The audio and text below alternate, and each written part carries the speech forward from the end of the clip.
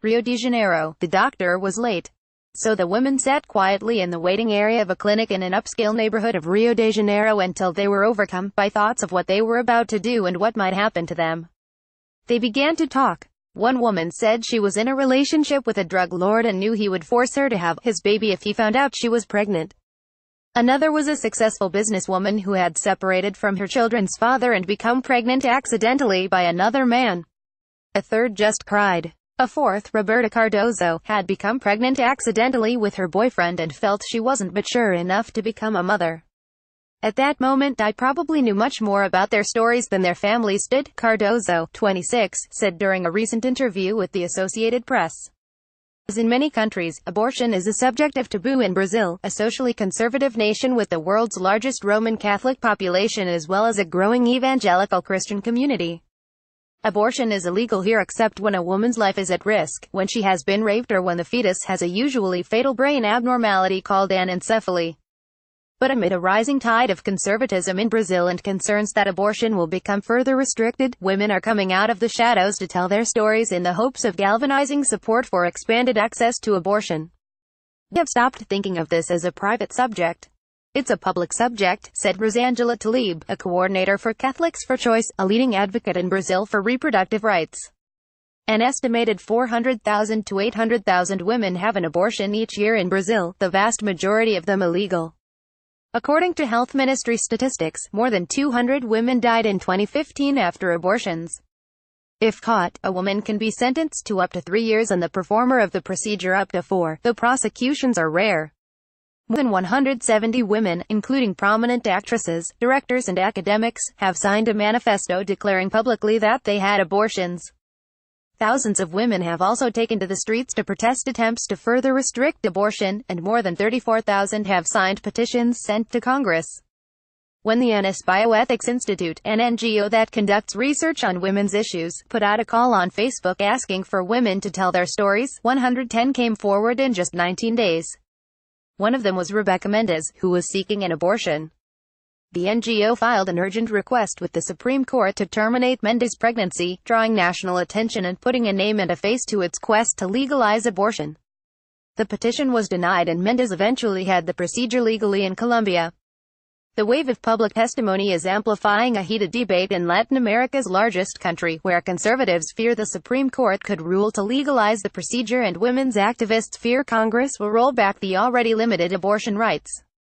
In November 2016, a Supreme Court justice wrote that criminalizing first-trimester abortions violated women's fundamental rights, a decision that granted the habeas corpus release of 2 people accused of running an abortion clinic. Hours after the decision, Congress created a special commission to clarify the law. It has proposed amending Brazil's constitution to state that protections for life begin at conception. Lawmaker Sostines Cavalcante said it would be supported by all who believe in life, and opposed by those who want to kill the defenseless. Cavalcante described the measure as a complete abortion ban, though the lawmaker who wrote it has since said it would not change current law and is meant only to hold off any attempt to further legalize abortion. Jefferson Drezit, who runs the Abortion and Sexual Violence Response Department at Parola Byington State Hospital in São Paulo, said abortion services are already insufficient for women who seek them legally, for reasons ranging from poor management to pressure from politicians and religious groups. It's been almost 80 years that the law, that includes the exceptions, exists, and we still haven't managed to make this law valid in Brazilian public hospitals, he said. Support for legal abortions has been rising, though most Brazilians apparently still oppose them. A Datafolha survey released December 31 said 36% of Brazilians interviewed were in favor of decriminalizing abortion, up from 23% in 2016. But 57% were still against abortions. The survey interviewed over 2,700 people from 192 municipalities in Brazil and had a margin of error of 2 percentage points. Among those who want fewer restrictions is Raissa Arruda, a 30-year-old artist who told AP, "I've lost the shame around speaking out. Think we need to speak, so we can decriminalize it." Arruda was 18 when she discovered she was pregnant, and her mother didn't talk to her for weeks after she told her. Arruda eventually had a miscarriage after several painful weeks of feeling judged. When she got pregnant again a month later, she told almost no one. She couldn't stand the shame.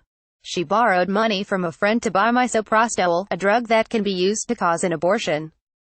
Since the 1990s, misoprostol, which has uses ranging from treating ulcers to inducing labor, has been legally available only at hospital pharmacies in Brazil. However, Ruta said everyone knows where to get it in Florianopolis, the southern city where she grew up. Jacelina dos Prazeres Crispim also decided to share her story in an interview with AP. 15 years ago, Crispim went to a private hospital in São Paulo to have an abortion. As a black woman who had a turbulent childhood, she said she didn't want to bring a child into the world who she feared would face racism and exclusion. While she had spoken about her experience with some friends and women's groups over the years, Crispim had never talked about it publicly until now. A woman only has an abortion because she needs to, said the 42-year-old food activist. When people speak, it demystifies it, ____. Associated Press writer Renata Brito reported this story in Rio de Janeiro and São Paulo, and AP writer Sarah Di Lorenzo reported in São Paulo. ____ Renata Brito on Twitter, twitter.com/Renata Brito 91. Sarah Di Lorenzo on Twitter, twitter.com/Sadi Lorenzo.